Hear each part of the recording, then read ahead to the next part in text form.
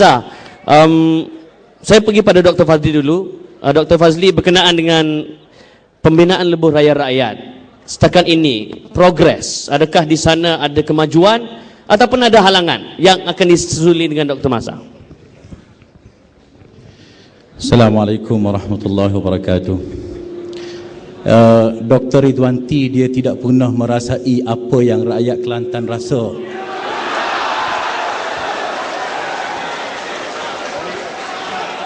Sebagaimana yang dikatakan oleh Dr. Asri tadi, adalah ini manifestasi daripada orang-orang yang didiskriminasi hak mereka. Ini adalah orang-orang yang mana hak mereka terhadap royalti petroleum dinafikan.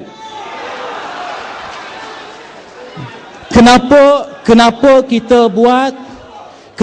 kita terpaksa buat lebuh raya rakyat? Sedangkan tanggungjawab untuk membina lebuh raya adalah tanggungjawab kerajaan persekutuan. Dan benda ini telah pun dijanjikan oleh kerajaan persekutuan semenjak daripada rancangan Malaysia ke-5 daripada 1986, tapi tak buat. Masuk rancangan Malaysia ke-6 janji lagi tapi tak buat. Rancangan Malaysia ke-7 janji lagi tak buat. Masuk rancangan Malaysia ke-8 Pak Allah janji tak buat. Sebelum daripada itu Mahathir janji tak buat. Mari Perdana Menteri yang ada sekarang ini langsung dikeluarkan daripada rancangan Malaysia ke-10. Maka kerajaan negeri Kelantan, saya jawab soalan ya. Maka kerajaan negeri Kelantan atas dasar ingin membantu rakyat, maka kita terpaksa buat lebuh raya kita sendiri. Dan alhamdulillah 2 bulan yang lepas kita telah pun buat perasmian pecah tanah, dan sekarang ini sudah pun berjalan. Tinggal lagi sebagaimana yang dikatakan oleh penyoal tadi, ada cuba sabotaj perancangan kita daripada mana? Daripada kerajaan persekutuan. Dahlah mereka tak buat, mereka cuba sabotaj apa yang dibuat oleh kerajaan persekutuan. Inilah Ustaz yang menyebabkan Melayu dan umat Islam berpecah. Inilah sebabnya ya. Dan alhamdulillah, apabila land surveyor, apabila kontraktor tadi diugut, datang beberapa kontraktor lain menawarkan khidmat kepada kami secara percuma. Alhamdulillah. Dan UMNO negeri Kelantan ini dia rasa terkejut dengan apa yang cuba kita buat. Dia anggap kerajaan negeri Kelantan tak mampu nak buat lebuh raya. Saya nak bagi tahu UMNO bahawa di waktu kerajaan pusat terkial-kial nak menyiapkan jambatan yang ada sekarang. Jambatan Yahya Putra sudah berapa tahun terkial-kial masih tak siap. Jambatan yang ada sekarang itu, Jambatan Sultan Yahya Putra yang ada sekarang itu dibuat oleh kerajaan PAS 40 tahun yang lalu.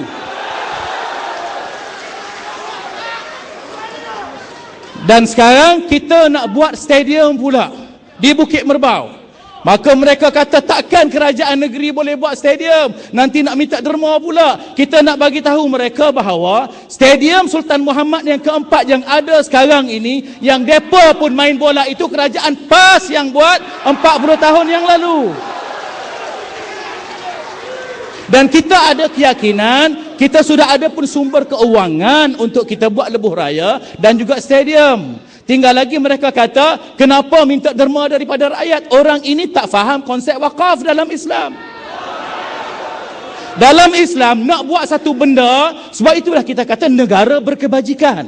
Yang mana kerajaan dan juga rakyat mengambil tanggungjawab yang sama dalam memerintah dan juga memberi kebajikan kepada rakyat.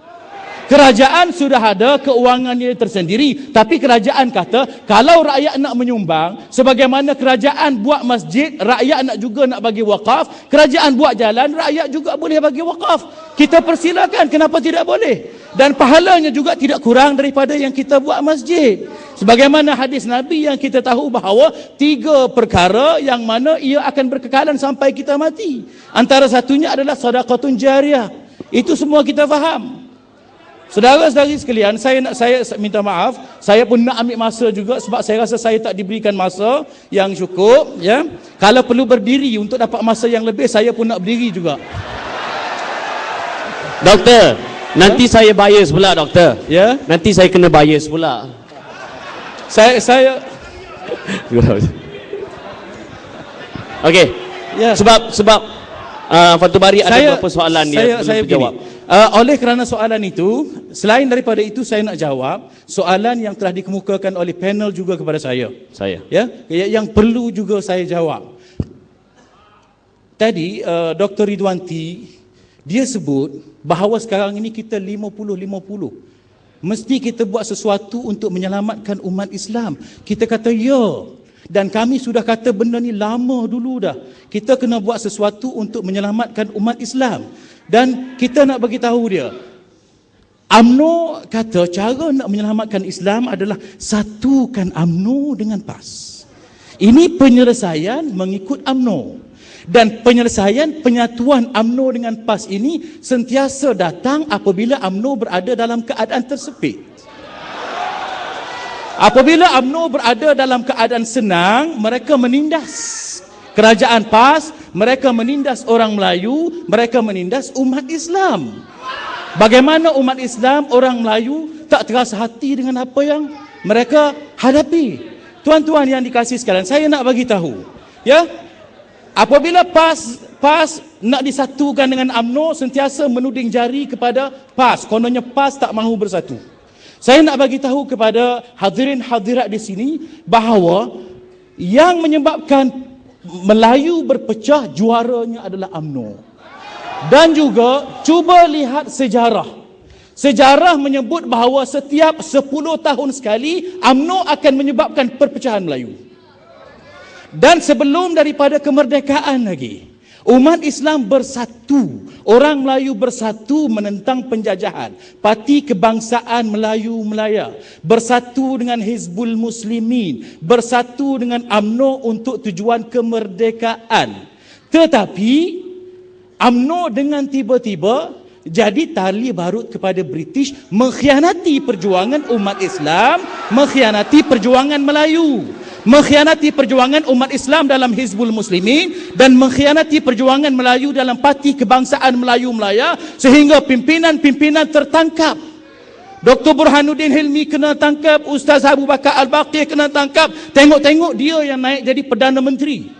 Pengkhianatan pertama UMNO kepada orang Melayu dan juga kepada umat Islam sebelum kemerdekaan bermula. Dan selepas kemerdekaan, apabila berlaku peristiwa 1969, 13 Mei, apabila UMNO merasakan bahawa kuasa mereka terjejas dengan sebab mereka kalah di Kuala Lumpur dan beberapa tempat lain, mereka mengajak PAS bersatu atas dasar kesatuan umat Islam. Kononnya ada ancaman daripada orang bukan Islam. PAS mengambil sikap mengholor tangan, menerima atas dasar perpaduan Islam. Terima kita. Walaupun kita pernah dikhianati. Tetapi selepas daripada itu, apabila mereka kuat, mereka tendang PAS keluar. Ya. 1 minit, doktor. Ya, 1 minit. Kemudian apa yang berlaku kemudian? Pada tahun 1987, UMNO menyebabkan perpecahan Melayu lagi hingga lahirnya Semangat 46. 1998, 10 tahun kemudian, sekali lagi Melayu berpecah disebabkan oleh UMNO. Dua-dua peristiwa ini PAS buka tangan, sila datang, kami boleh berpakat dengan 46. Splinter group daripada UMNO atas dasar Angkatan Perpaduan Ummah. Kemudian UMNO pecah lagi, PAS kata mari kita buat barisan alternatif bersama dengan orang UMNO yang keluar daripada UMNO. Kemudian berlakulah kononnya satu penyatuan Melayu apabila Semangat 46 yang dipimpin oleh Tengku Razali Hamzah kembali kepada UMNO atas jemputan Mahathir atas dasar semangat penyatuan Melayu dan Islam. Rupa-rupanya dia ajak Tengku Razali masuk UMNO kerana nak tendang Anwar Ibrahim keluar. Bukannya atas dasar semangat nak menyatukan orang Melayu, tetapi memecah belahkan lagi politik orang Melayu. PAS. Akhir sekali lagi ajak PAS Maka kami, alhamdulillah, kami ada pengalaman dengan UMNO. Alhamdulillah, sepak terjang UMNO kami tahu. Tetapi kami juga fikir tentang perpaduan Melayu, perpaduan umat Islam, Melayu Islam, sebagaimana yang disebut tadi. Ya, kami juga fikir benda itu. Apabila Pak Lah ajak kami fikir, ajak kami untuk bersatu, kami kata boleh. Tetapi benda ini mesti dibuat secara berhati-hati. Nanti orang PAS tak faham, nanti Pakatan Rakyat tak faham. Kami juga yang menanggung akibat. Kami juga nanti akan difitnah. Maka dibuat perjumpaan, bincang benda itu secara senyap-senyap. Orang semua tak tahu. Tiba-tiba Pak Lah yang umumkan sudah 3 kali PAS dengan UMNO berbincang di belakang tabir, mengkhianati sekali lagi perjanjian, persefahaman, sehingga PAS terpaksa berhadapan dengan orang-orangnya sendiri. Sehingga PAS terpaksa berhadapan dengan parti-parti dalam Pakatan Rakyat. Ini masalah dengan UMNO. Sebab itu bagi kita, perpaduan kita memang baca wala tafarraqu kami baca ustaz. Kami baca. Tapi ingat ya, ustaz kata individu, tapi yang memerintah negara ini dia bukan memerintah secara individu. Dia memerintah secara parti politik ustaz. Baik, terima kasih Dr. Fazli di atas penghujahan beliau. Para penonton hadirin sekalian, kita dah jam 11.19 malam. Ustaz Fatul Bari ada soalan yang belum terjawab. Dr. Mazhar belum cakap lagi. Bagaimana persetujuan kita? Ramai lagi belum bertanya soalan. Saya nak tanya penganjur. Pada panel. Ya. Okey. Hadirin sekalian, masa amat mencemburui kita. Saya harap tuan-tuan memahami dan insya-Allah kerajaan negeri sentiasa komited mengajukan program-program begini, dan insya-Allah bagi tak sempat bertanya, ada 2 orang lagi pada masa akan datang, sebab kita nak dengar penggulungan daripada penonton daripada panelis. Kita tak nak sampai program terencat. Ya, penganjur pun minta kita terus kepada panelis. Boleh tuan-tuan? Okey, harap bersabar. Orang Kelantan memang sabar tuan-tuan. Okey, saya persilakan kita mulakan Dr. Ridwan. Okey ke?